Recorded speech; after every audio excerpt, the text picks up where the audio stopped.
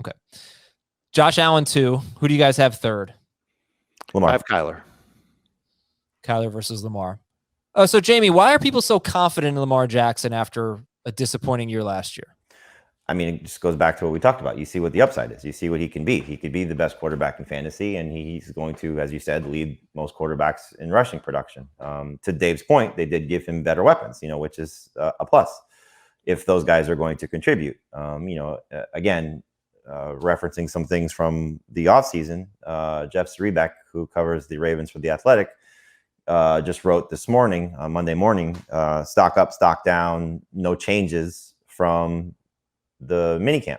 And stock up for him was J.K. Dobbins because of his work in the passing game. And if he does get more work in the passing game, you want to talk about easy ways to help Lamar Jackson's throwing is throw to your running backs, because those guys are going to be in space, wide open, and you see what their ability to do running the ball. Edwards is 5 yards per carry, Dobbins was 6 yards per carry. And so if they can do that with the ball in their hands in different ways.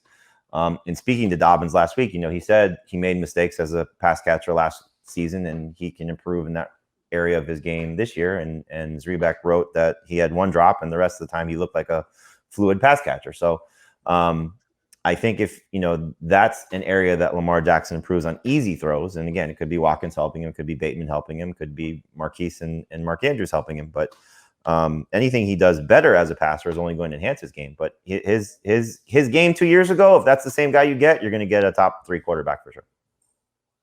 Dave, why did you go with Kyler Murray over Lamar Jackson? Loved what I saw from him until he got hurt last year. He was averaging 32 fantasy points per game through his first 9 games and doing way more as a rusher. And if there's a nitpick on Kyler, it's that he probably won't do as much as a rusher. Although I could still see him being a good red zone threat. I don't know if the yardage will quite be there, but I think his passing efficiency, which went up from his rookie year to his second year, can go up again. I like the addition of Rondale Moore. I like the addition of A.J. Green. I'm not, again, 2 guys that are good late round picks, not necessarily guys that are going to blow up for fantasy, but guys that'll help Kyler be a better passer. And I also think that we'll see this Cardinals offense take a few more deep shots. I think that that's something that could help him just get some more smash points over the course of games and turn some of those 25 to 28 point games into 30, 33 point games, something like that. I think that the schedule is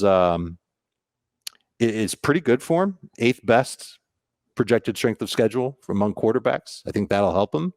And I think he'll be in a lot of high scoring games. And I think he's a playmaker with the football. So I feel a little safer with him than I do over Lamar Jackson at this point. If Lamar looks good throwing the football, the reports are good about him throwing the football. And if the reports out of Arizona keep saying that Kyler's going to run less, then a switch should be made. But until then, I'm sticking with Kyler at 3. They both have good cases to be number 2 because Jackson was number QB1 in 2019 and Murray was QB1 before his injury. And this is an interesting quote from Kyler Murray. He said, and Dave, you just alluded to it, talking about how the Cardinals are saying he's going to run less. Honestly, the way I see it is my legs should be a luxury. And it kind of wasn't like that last year. It was me having to run for us in a sense. Once my shoulder was banged up and I wasn't trying to put myself out there and take those hits, we hit a lull. Honestly, I think it was a lesson for us. We can't be one-dimensional. We've got to be better in all aspects of the game. It's a very interesting quote.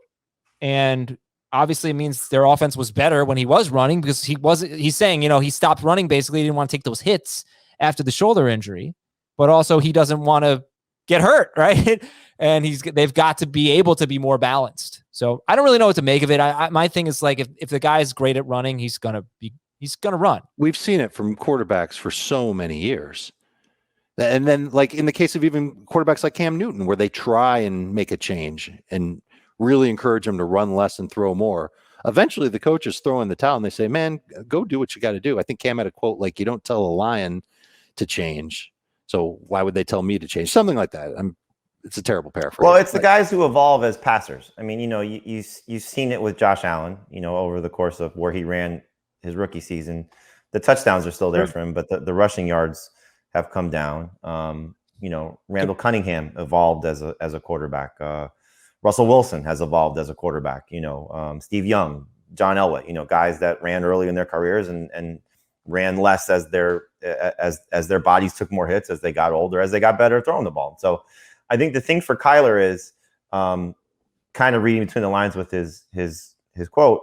One, is the run game going to be better to support him?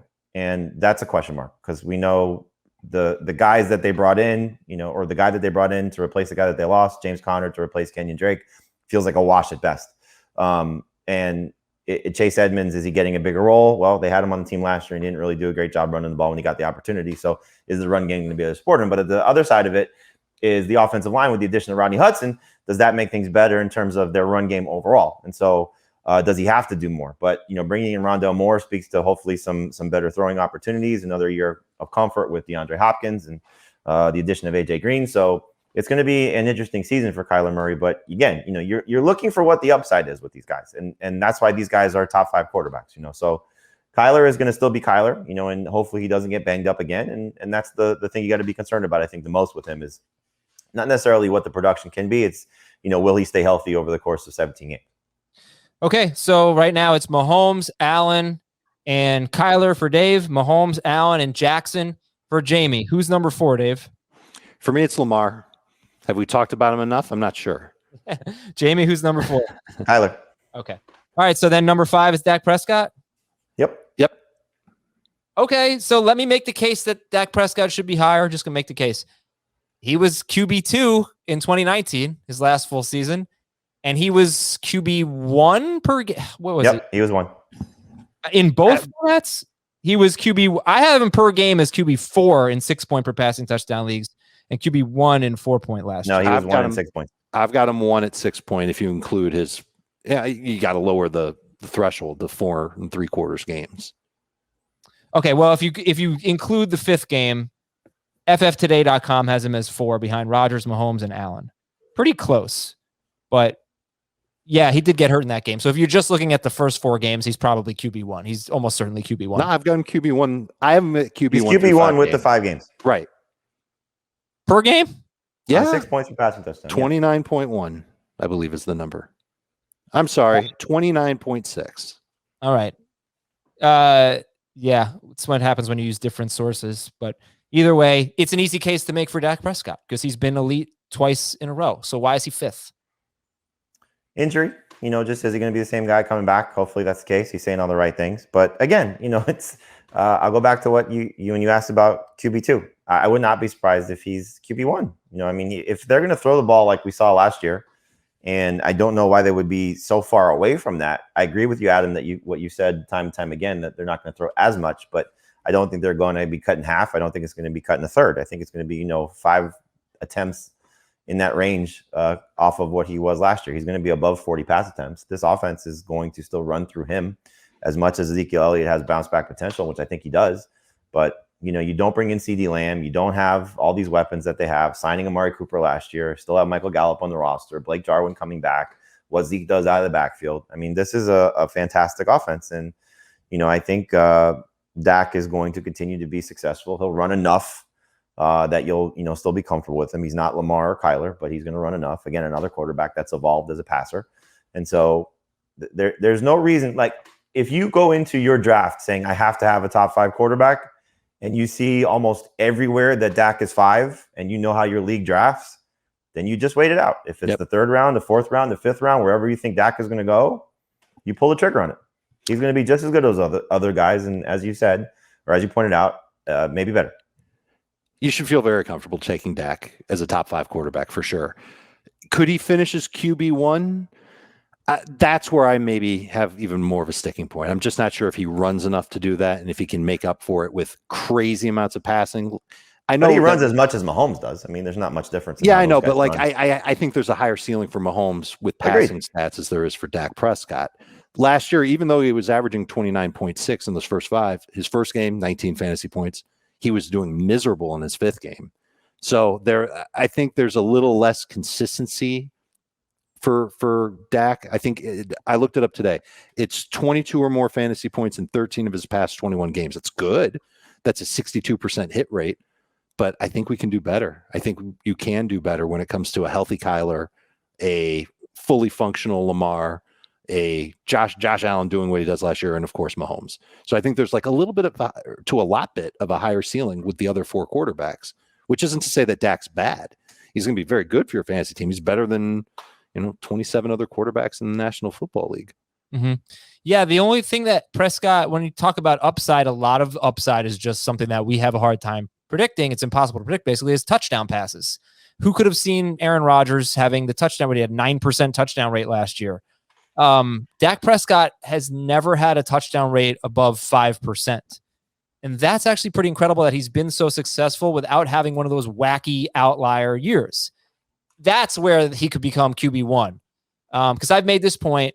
You just look at his numbers. He's been a very consistent quarterback. What they started doing was throwing the ball more the last 2 years when Kellen Moore took over. And they've been a very pass-heavy team. They were second in the NFL in pass attempts last year. And in the first 4 games, he was averaging 50 pass attempts per game. That's obviously not going to happen. But what if he has a 7% touchdown rate? What if he has an 8% touchdown rate? Then he probably will be QB1, or very, very close to it. So that's it. It's just, for him, he's a decent rusher, and he's a good passer, probably gonna be around 5,000 yards, right? But will he have the crazy touchdown year? He hasn't had it yet. There's no reason why he can't have it again. It just, maybe they need to be a little more committed to throwing the ball near the end zone. Maybe they're just smashing it in with Zeke too much. I don't know.